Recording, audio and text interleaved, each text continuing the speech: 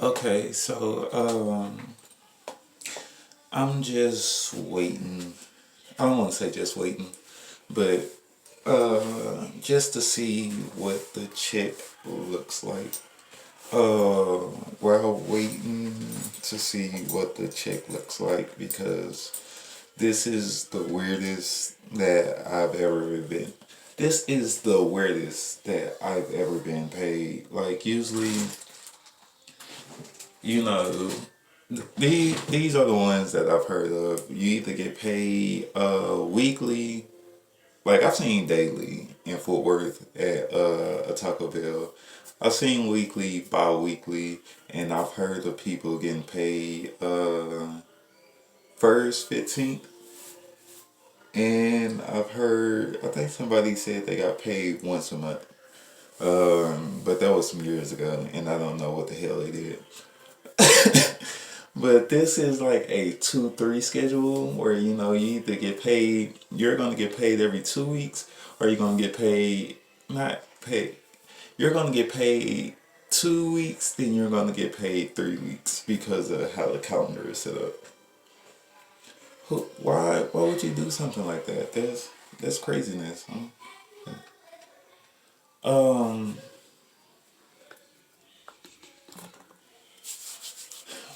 when I have like more information upon how it will pay out, I can give you guys like an a more detailed, game plan of what's going to happen. Right now, all I can say is like the money is going to get direct deposited into I want to say Robinhood. When the money gets direct deposited into Robinhood, I'm gonna do the 50, 50, 30, 20, or 50 goes towards bills, 30% goes to things I want, and 20% goes to things I need. Eventually, it's not gonna happen like that right now because I need I need a car, and then once I get the car, I will be rolling literally and figuratively because that's pretty much the only thing that is holding me back.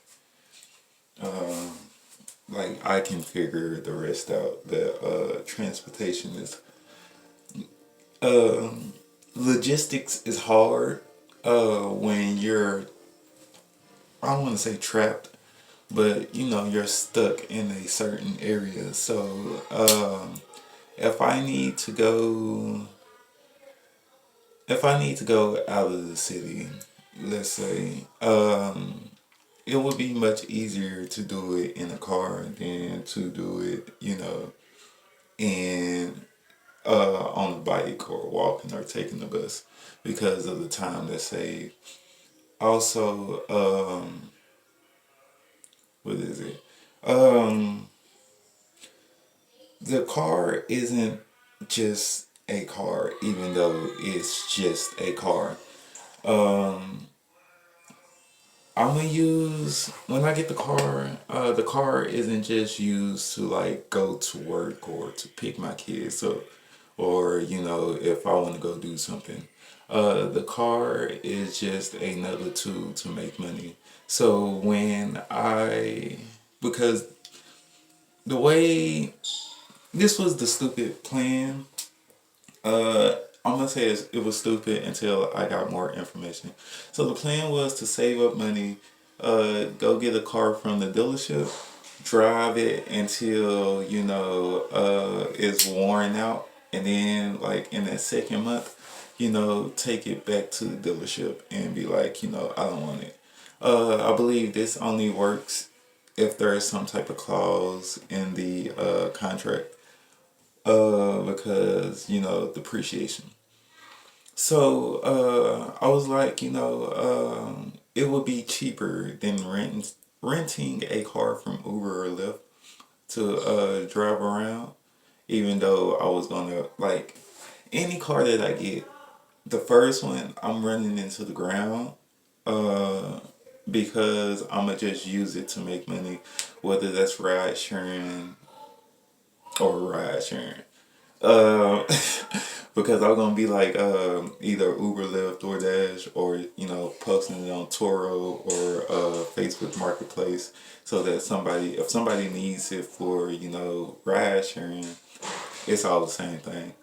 Uh, like if it's not ride sharing, then I'm taking it to like a park or something to make money like that, or a pop up event just to make money. Um, like after the car, because I'm also saving up for the car that I want, and then this is like the blind wish. So I get the car that I'm looking for is like something American. Because I know that I can work on something American myself.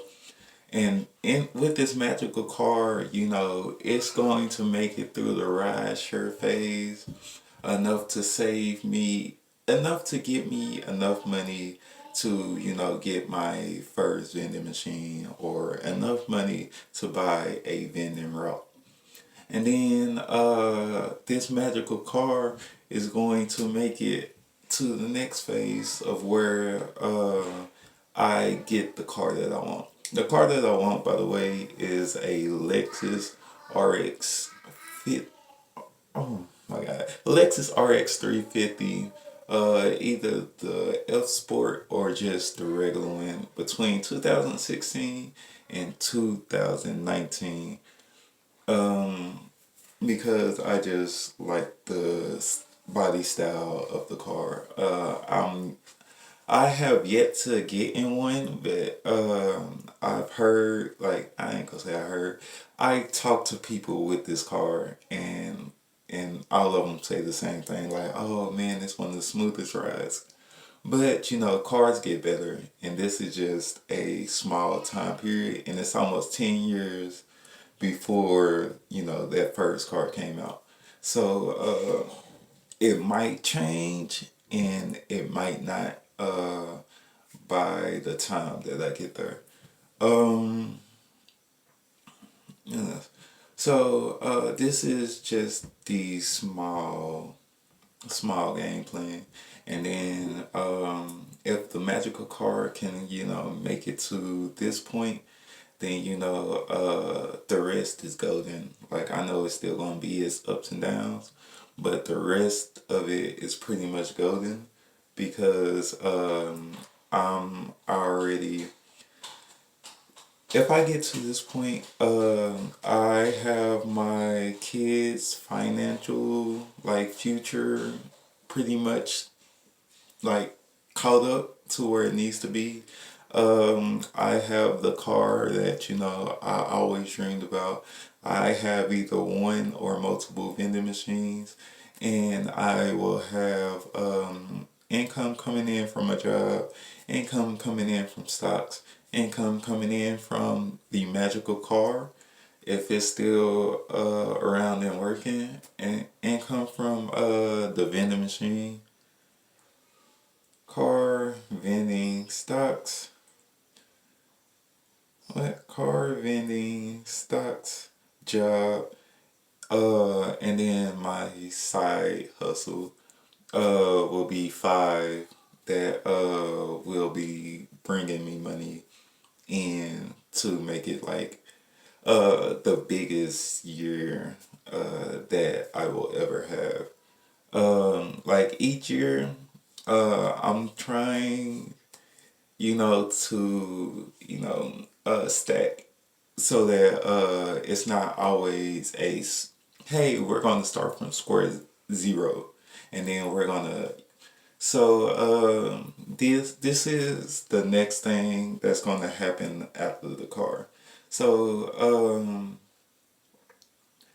I'm I'm looking for condos, apartments, or maybe like trailer homes because I'm gonna then get into real estate because I will have enough coming in to where I can, you know, put back more so that I can then, you know, I don't want to FHA it because I will have to stay in the house for a year.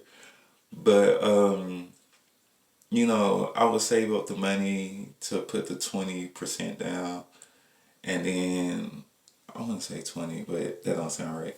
But put the 20% down and then you know, find a tenant, have a tenant move in and then, you know, just keep doing this while having the money. Like the money is important like because it's taking off the stress.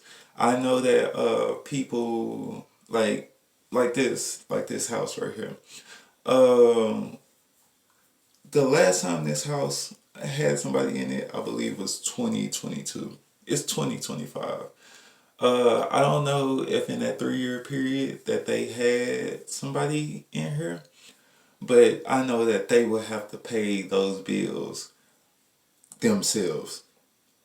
And I don't want that stress of being like, oh man, because we don't have a tenant inside that we are going to have to struggle to, you know, pay the bills. And I even like I study like I'm one of those I got a PhD in information because I study and I know a better game plan because it just makes more sense with the game plan. Like because you know I'm in the early stages and nobody's gonna really watch this. So this is the early game plan of real estate. You know, you go find you whatever property you have, whether you know it's the mobile homes, apartments, condos, multifamily, or single family. And then what you do is you offer a 3 year lease for cheaper than you know a 1 year lease. So you can charge like let's say for this place, this don't cost this much. It's more than this. So for this place, you can charge 1500 a month. For the 1 year lease. But for the 3 year lease, you know, you charge like I want to say 1200. But that seems crazy. Like you still want to cover the bills. Like whatever your bills are, you know, you still want to cover that. But you also want to make a profit. So whatever your 1 year is, you know, you can set that like high enough to where you know you'll make more profit. But with the 3 year lease, you know, you set it at a reasonable price to where you know you still cover everything that's here. But you know you still walking away with some money because you don't want to walk away with nothing. But it's a lot that goes into it before I even get to the point of being like, you know, let me get the rental property because I am still working on the car and the vending machine. So when I can then divert my attention from this, I can then come back and you know hit it like I need to hit it. But I'm trying to do all of this within the next 3 years because I'll be 35.